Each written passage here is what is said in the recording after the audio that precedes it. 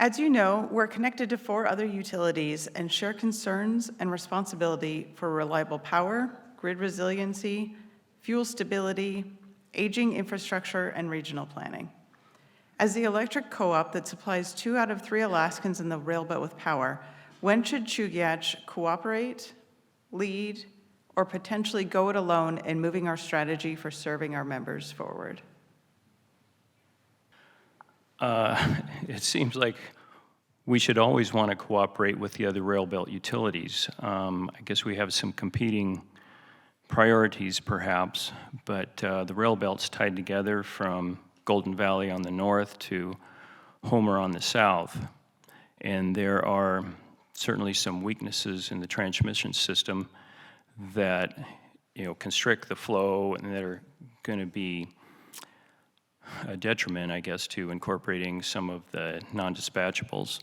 So I would think we always want to cooperate with them. I understand there are working groups of various types. I think there's a power sharing agreement with Matanuska Electric, and that agreement has resulted, I think, in significant savings, and it's partly related to the MLNP acquisition. So we have that cooperative relationship with them already and with the other utilities. The Bradley Hydroelectric Project provides power all across the Railbelt through this sharing agreement. And so I'm not sure at what situation we really want to push back on the other utilities, because I think that,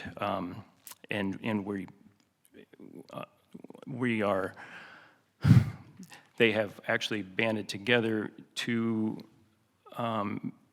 in terms of coming together with the Railbelt Reliability Council also, which will help, I think, some of that sharing of resources. All right, James.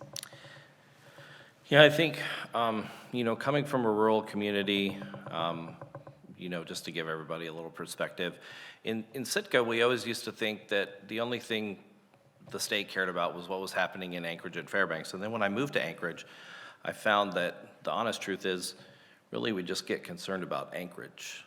And the rest of the state kind of becomes an afterthought. And I think in this situation, we have to be really proactive in finding ways to cooperate with the other utilities that we need to work with in order to make the power generation and supply work for a really vast majority of the state, as we said, nearly 1 in 2 Alaskans. I think we can do that, sometimes despite what we might see happen in Juneau for a few months out of the year, because this is a really important thing for us to continue thriving as a society, and that is our power and our heat and the affordability of it. But I think it's going to take some work, and we may find that we might have to give a little bit more than maybe we're used to in order to secure that cooperation and make it work for everybody. Well, that's $1 million question if I ever heard one. I think we've had a lot of experience with this, and I believe Chugach, as a member-owned cooperative, has the size and competency to lead and really the responsibility to step forward. This is a mechanism.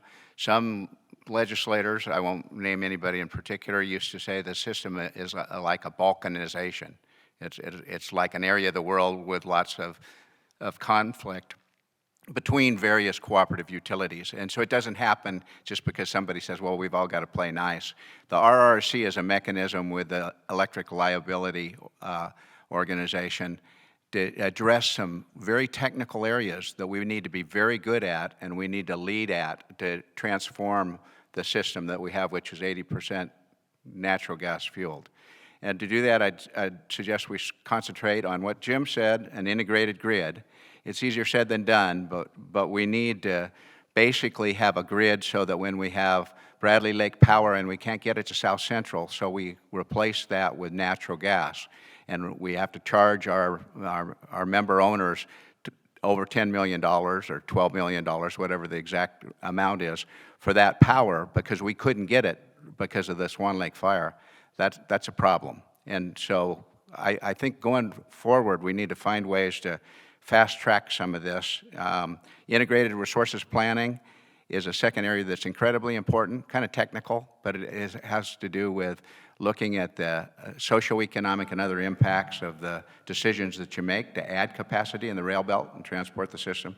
Rate setting is incredibly important. There's things before the RCA now, and investment capital to transform the system. We're going to have to invest in the future. The worst thing that we could do is just sit on our hands in 2028, say prices have gone up through the roof. So I think we have to lead and we have to collaborate, and we are Chugach, so let's do it. Thank you.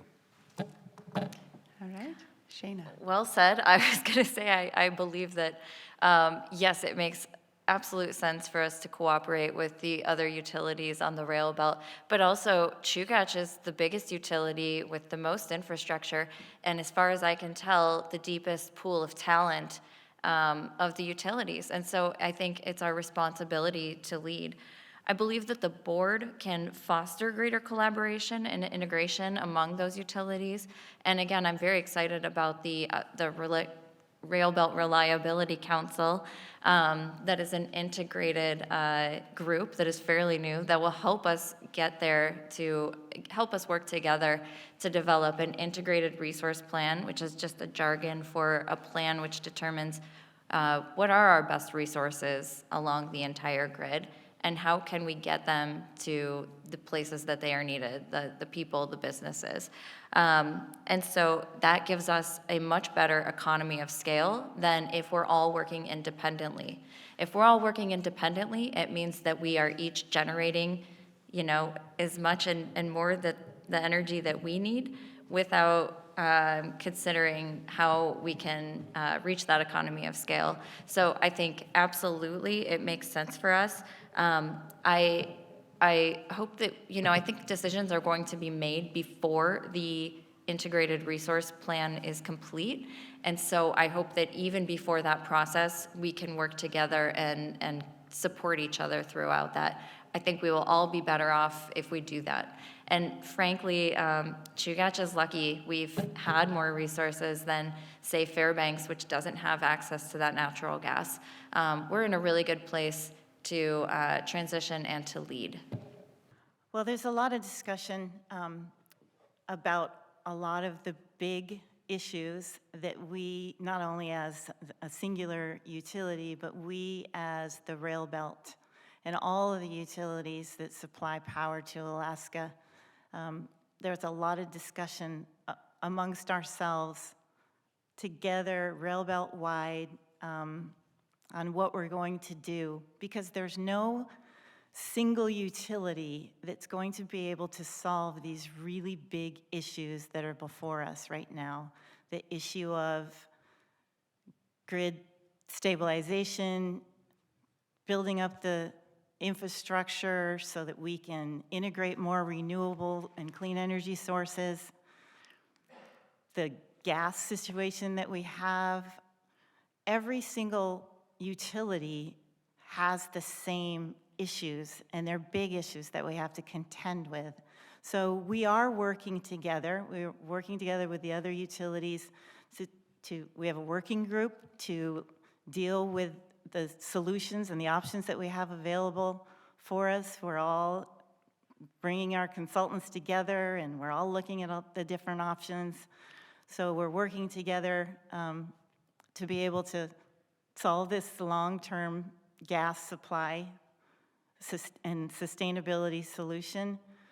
We also are working very hand in hand with the other utilities as we look at transmission infrastructure build-outs. We're working together to secure funding, look at grant opportunities for the grid resiliency.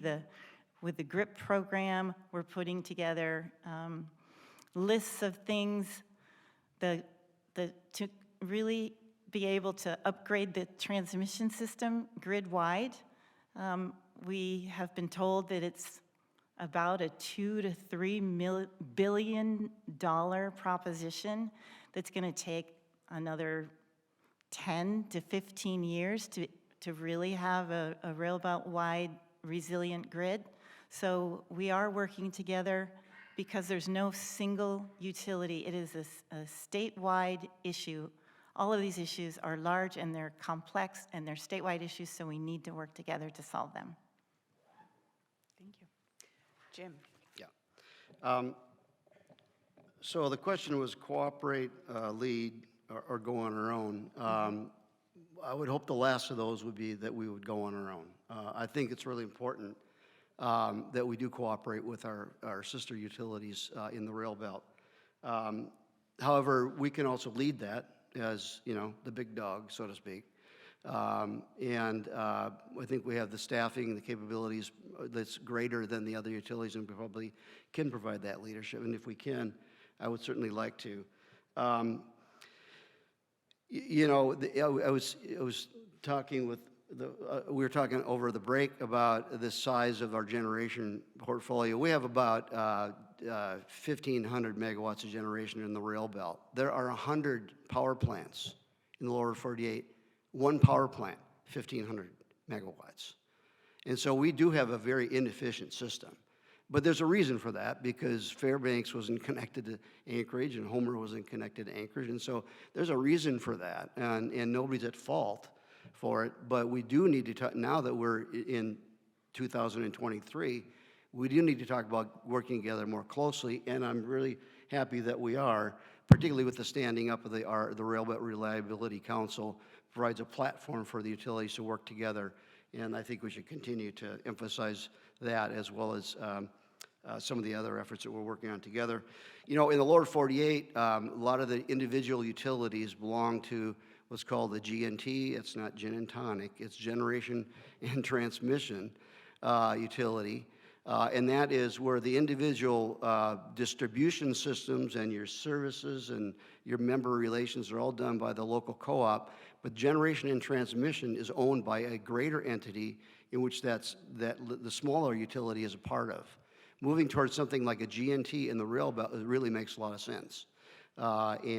Maybe with the RRC, eventually we would get to that. I don't know. There's people feel threatened by that, but I think it's a good vision for the future. Thank you.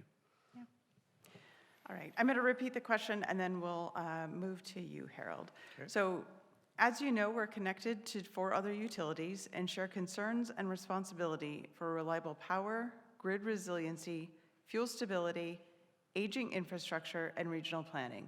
As the electric co-op that supplies 2 out of 3 Alaskans in the Railbelt with power, when should Chugach cooperate, lead, or potentially go it alone in moving our strategy for serving our members forward?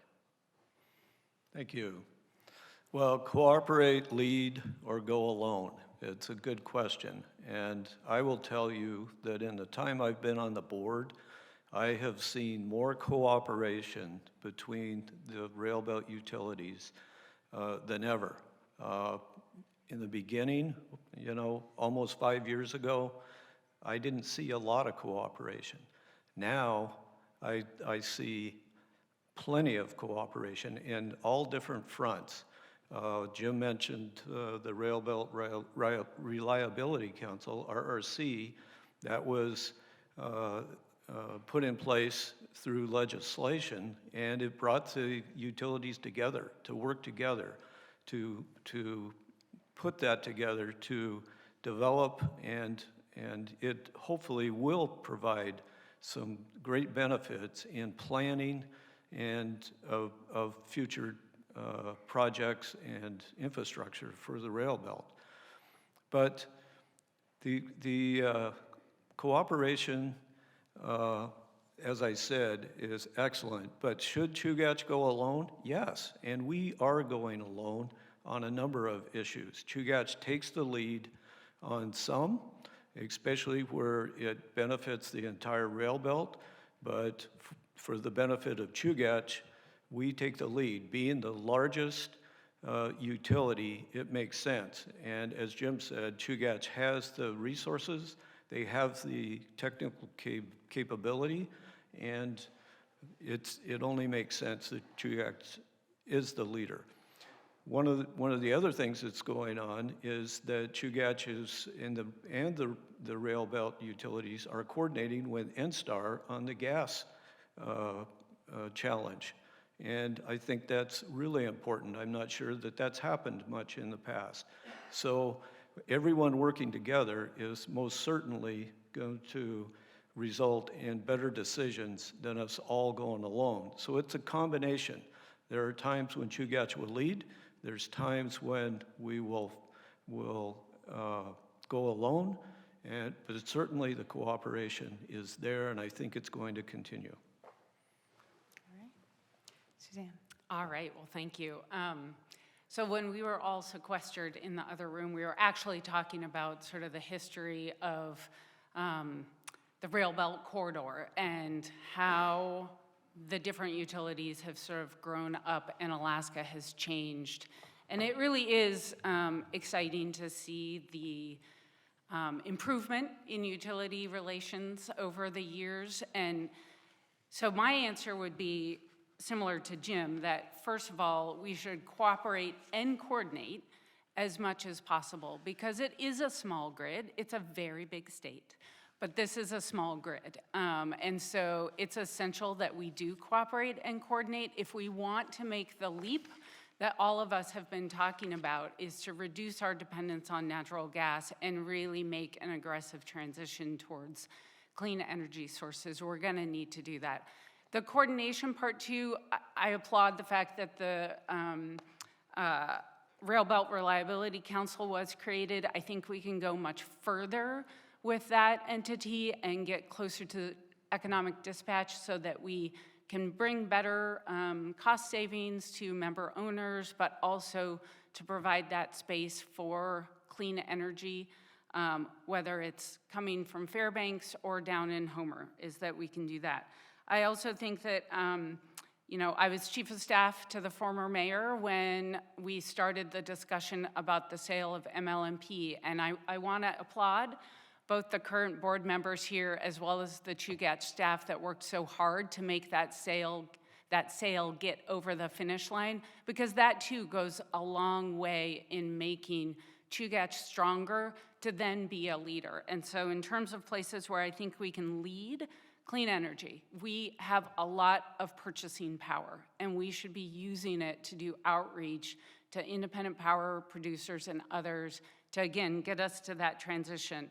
I think we should be a leader on member engagement and outreach, and I think that we should be a leader in helping Chugach member owners adopt energy efficiency and beneficial electrification and renewable power on their rooftops, so that we can get greater ground and we are saving our member owners money. We are making it more affordable by being a leader in that arena. And like Jim, I would say, I think as much as possible, we should try not to go it alone unless we don't have another choice and we can't bring our partners on the Railbelt with us.